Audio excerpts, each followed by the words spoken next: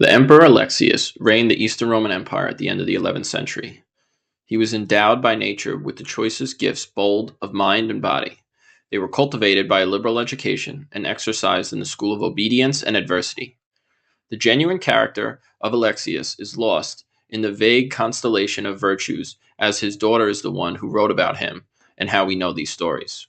We cannot, however, refuse her judicious and important remark that the disorder of the times were the misfortune and the glory of Alexius, and that every calamity which can affect a declining empire was accumulated on his reign by the justice of heaven and the vices of his predecessors.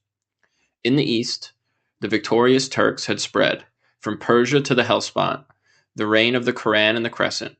The west was invaded by the adventurous valor of the Normans, and, in the moments of peace, the Danube poured forth new swarms who had gained in the science of war what they had lost in the ferociousness of manners. The sea was not less hostile than the land, and while the frontiers were assaulted by an open enemy, the palace was distracted by the secret treason and conspiracy. On a sudden, the banner of the cross was displayed by the Latins. Europe was precipitated on Asia, and Constantinople had almost been swept away by this impetuous deluge. In the tempest, Alexius steered the imperial vessel with dexterity and courage. At the head of his armies, he was bold in action, skillful in stratagem, patient of fatigue, ready to improve his advantages, and rising from his defeats with inexhaustible vigor. The discipline of the camp was revived, and a new generation of men and soldiers was created by the example and precepts of their leader. In his intercourse with the Latins, Alexius was patient and artful. His discerning eye pervaded the new system of an unknown world, and I shall hereafter describe the superior policy which he had balanced the interests and passions of the champions of the First Crusade. In a long reign of 37 years, he subdued and pardoned the envy of his equals, the laws of public and private order were restored, the arts of wealth and science were cultivated, the limits of the empire were enlarged in Europe and Asia. The reign of 37 years is quite impressive for that time.